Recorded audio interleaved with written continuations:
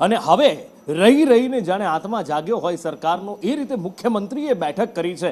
દરેક મોટા ભાગના રસ્તાઓની આ જ હાલત છે, જ્યાં ખાડા પડી ગયા, ખાડા તો છોડો સાહેબ, રસ્તા શોધવા અઘરા પડી ગયા છે। અને હવે રોડ, રસ્તા, બ્રિજ માટે મુખ્યમંત્રીએ બેઠક કરી છે અને આ બેઠકમાં અધિકારીઓને સૂચના આપી છે। હિરેન મારી સાથે જોડાયા છે। હિરેન, દર વર્ષે આ જ રીતની બેઠકો આપણે થતી જોઈ છે, દર વર્ષે સૂચનાઓ અપાતી જોઈ છે। જ્યારે પણ ચોમાસું આવે, રોડ રસ્તા પરથી ડામર ગાયબ થઈ જાય, મોટા મોટા ખાડા પડી જાય છે અને આ પ્રજાના પૈસા પાણીમાં વહી જાય છે। પછી સૂચના અપાય છે કે નવા રોડ બનાવો, પણ એ પણ કેટલા ટકશે એની કોઈ ગેરંટી નથી।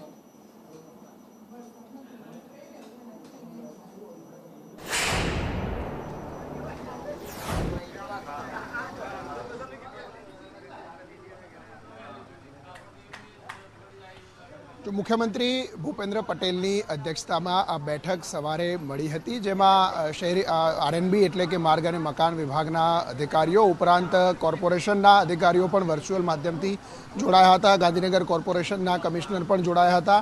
સીધી સ્થિતિ કે જે કોર્પોરેશન વિસ્તાર અને નગરપાલિકા વિસ્તારમાં રોડ, રસ્તા અને ખાસ જે અંડરપાસ આવેલા છે, બ્રિજ આવેલા છે, એની જે સ્થિતિ છે, વારંવાર અંડરપાસ ભરાઈ જવા, પાણી ત્યાં ભરાઈ જવું છે, ગટરનું પાણી બેક મારવું, આ પ્રકારની જે સમસ્યાઓ છે એનો તાત્કાલિક નિકાલ કરવા માટે મુખ્યમંત્રી સ્તરેથી સૂચના આપવામાં આવી છે।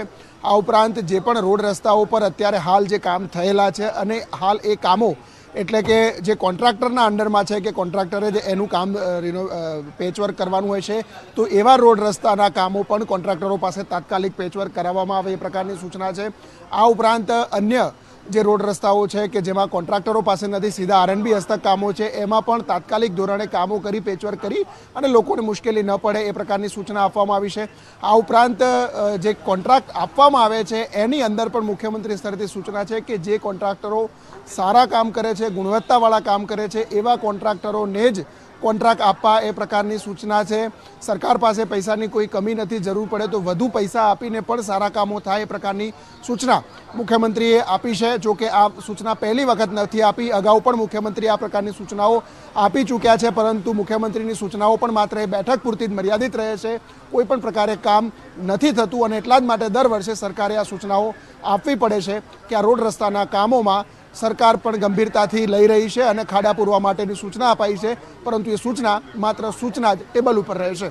પેટની શિખામણ ઝાંપા સુધી બસ આવું બનીને રહી જાય છે અને પેચવર્ક કરવાની વાત છે। હવે વલસાડનો જે રસ્તો અમે તમને બતાવ્યો, હમણાં ચંદ્રની સપાટી જેવો એ રસ્તો, જ્યાંથી ડામર ગાયબ છે, ડામર તો છોડો સાહેબ, માટીનું પહેલું લેયર ગાયબ થઈ ગયું છે, એની નીચેના જે મેટલ આવતા હોય એ ગાયબ થઈ ગયા છે। તો એ રસ્તા પર પેચવર્ક કેવી રીતે થશે? રસ્તા તો નવા બનાવડાવવા પડશે, કેવી રીતે, શું? બહુ જ મોટી સમસ્યા આ રસ્તાની બની જાય છે, પણ કદાચ કોઈ એ સમજવા માટે તૈયાર નથી, અથવા તો બધાની લાગણીઓ મરી પરવારી હોય એવું લાગી રહ્યું છે। આશા રાખીએ, ઉપરવાળાને પ્રાર્થના કરીએ કે મારા રામ આમના આત્માને જગાડજો તો લોકોના મોત થતા બંધ થાય, લોકોની કમર ભાંગતી ઓછી થાય, વાહનોને નુકસાન થતું